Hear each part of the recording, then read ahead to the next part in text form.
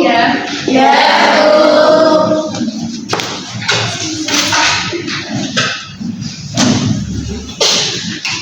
Assalamualaikum warahmatullahi wabarakatuh. Waalaikumsalam warahmatullahi wabarakatuh. Selamat pagi anak-anak. Pagi, Bu. Apa kabarnya hari ini? Baik. Sebelum kita mulai pembelajaran pada pagi hari ini, saya akan terlebih dahulu ya. Ya, Bu. Ini ada yang tidak masuk? Ada. Oke, nanti minta tolong berarti setiap hari selalu di absen ya. Ya, Bu.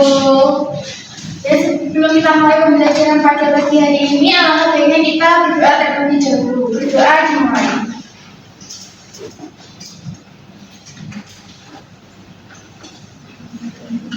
Berdoa selesai. Saya akan memberikan kontrak pembelajaran pada pagi hari ini terlebih dahulu ya. Tidak boleh makan, tidak boleh ramai, tidak boleh bermain HP. Bagi HP-nya masih di atas meja, minta tolong dimasukkan ke tas terlebih dahulu ya. Enggak punya tas. Enggak punya tas, enggak punya tas. Mana tas? Anak-anak, kita sepakati dulu ya bahwa sekolah adalah rumah kedua kita. Sekolah adalah tempat yang nyaman, tempat yang aman, tempat kita untuk belajar dan berkembang. Nah, namun pada kenyataannya kehidupan kita di sekolah seringkali kita ada gesekan dengan teman. Misalnya kita seringkali terjadi perbedaan pendapat atau konflik yang mungkin tidak kita rencanakan. Nah, di sini saya akan menunjukkan ilustrasi lingkungan yang aman dan ilustrasi lingkungan yang tidak aman. Nah, ini adalah contoh lingkungan yang aman.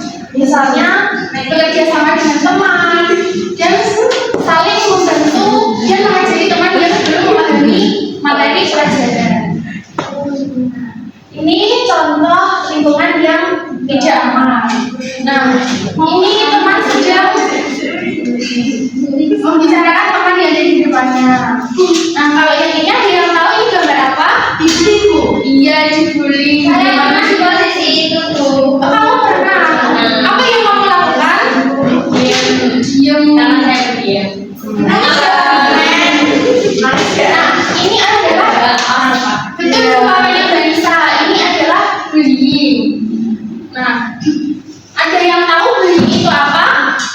Perilaku agresif berulang yang terjadi dengan ketidakseimbangan kekuatan ditujukan untuk menyakiti korban dan seringkali menyebabkan rasa takut dan sedih bagi mereka. Iya, betul. Bullying itu perilaku agresif yang dilakukan berulang-ulang dan dengan adanya ketidakseimbangan kekuatan dan ditujukan untuk menyakiti korban. Nah, bullying itu ada ciri-cirinya. Nah, ciri-ciri utamanya yaitu tindakan berulang yang dilakukan oleh seseorang pelaku yang memiliki kekuatan lebih dan munculnya dampak negatif seperti rasa takut, kesedihan, bahkan tekanan psikologis kepada korban. Nah, dari ciri-ciri ini seringkali pelaku bullying menganggapnya sebagai bercandaan ketika dia ditanya, aku hanya bercanda kok sama dia gitu. Nah, di sini saya akan memberitahu kalian bedanya bercanda dan bullying. Nah, candaan yang sehat bertujuan untuk membuat orang lain tertawa dan merasa baik, kemudian untuk menciptakan hubungan yang positif antara teman. Kalau bullying, apakah membuat orang lain tertawa? Tidak. Kalau bullying itu menyebabkan apa sih? Depresi.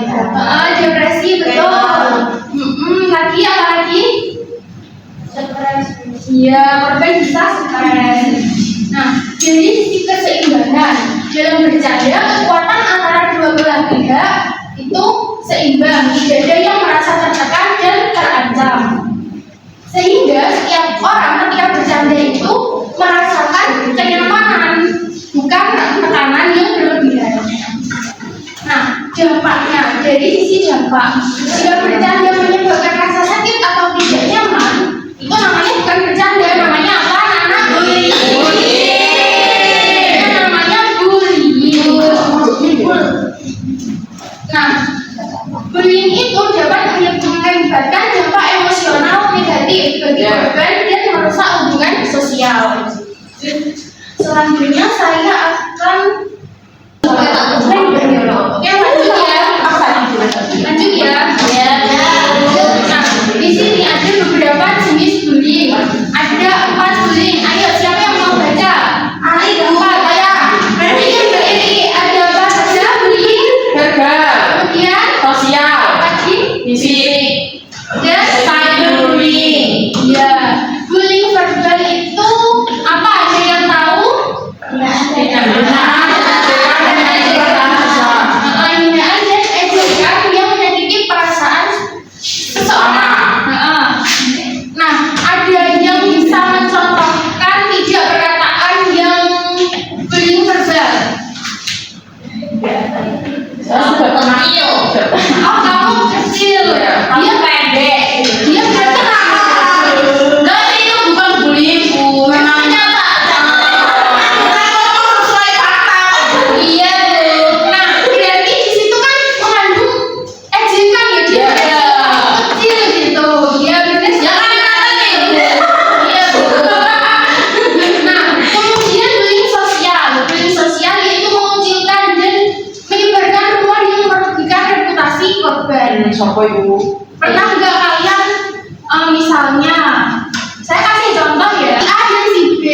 Si A menyebarkan rumor sehingga si B ini tidak ada yang mau menemani, dia dikucilkan, dia tidak punya teman. Dia bully biasanya orang. Gue ceritanya, misal ada mau merayakan ulang tahun si A, terus si A itu gak ditemani untuk ngeprank gitu. Itu bukan bullying itu. Oh enggak,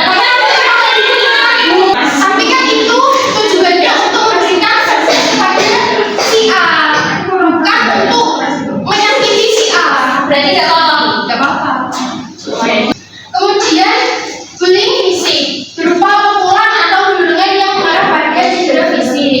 Misalnya si A ini punya grup, dia tidak suka dengan si B, kemudian si A itu sering mengganggu si B dengan mendorong, menjambak rambutnya. Kemudian cyberbullying itu menghina di media sosial atau mempermalukan korban secara online. Sudah tahu ya contohnya? Tapi misal kalau buat story air, emang dia gimana? Tujuannya apa? Tujuannya untuk Apalagi yang buat stiker-stiker bu. Iya, Saya sih ada yang dimana-dimana tuh ya Allah. Oh itu maksudnya jujur aja. nah tapi di situ kan ada keseimbangannya. Terus gimana? soalnya gimana bu? Nah di situ mungkin teman kamu membuat stiker itu untuk bercanda dan memang dia melihat kamu itu seseorang yang bisa diajak bercanda. Nah jadi keempat jenis bullying ini si pelaku maupun si korban itu ada dampaknya, ada resikonya. Nah dampak yang dirasakan oleh si pelaku akan menyebabkan dia mendapat sanksi sosial dan hukuman, dan juga dia akan mendapatkan dampak yang negatif pada hubungan interpersonal dan perkembangan pribadi mereka. Nah kemudian dampak bagi si korban, dia akan merasakan sedih, bahkan mungkin dia akan merasa tekanan yang berlebihan dan menyebabkan stres. Nah, supaya kita tidak jadi pelaku dan korban, kita perlu memiliki resiliensi yang kuat. Resiliensi itu apa bu? Nah, resiliensi adalah kemampuan untuk bangkit dari kesulitan dan menghargai diri sendiri, berani mencari bantuan tanpa rasa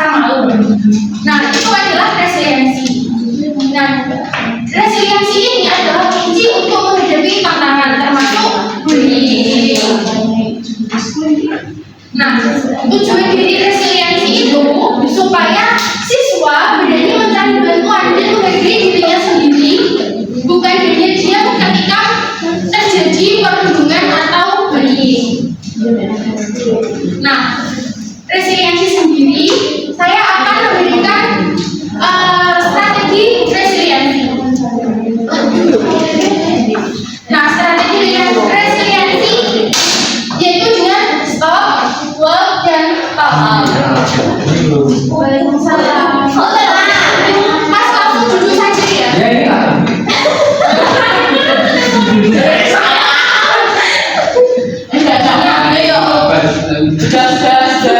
Sudah. Nah, yang pertama dengan stop, yaitu kita memberitahu pelaku dengan tegas dan tenang bahwa pelakunya tidak disukai. Berarti dari sini kita mengajak si pelaku untuk stop, berhenti melakukan bullying. Kemudian walk. Ada yang tahu walk itu artinya apa? Berjalan. Ya, walk itu artinya berjalan. Nah, di sini kita bisa artikan dengan pergi dari situasi tersebut jika pelaku tidak berhenti. Dan kita ketika pergi itu jangan sampai kita terpancing emosi. Kemudian talk. Talk artinya berbicara, yaitu kita berbicara atau melaporkan kejadian pada otoritas yang dipercaya seperti guru BK, wali kelas atau orang tua. Nah, contoh dialog dalam menghadapi bullying. Nah, kenapa saya kasih contoh dialog supaya kalian sebagai siswa dapat menggunakan teknik ini untuk menyatakan ketidaknyamanan dan mencari bantuan kepada orang dewasa yang dapat dipercaya. Nah, yang stop berarti contoh berhenti itu bukan candaan yang muncul menurutku, itu menyakitkan. Kemudian kamu bisa mencoba untuk memberitahu dia dengan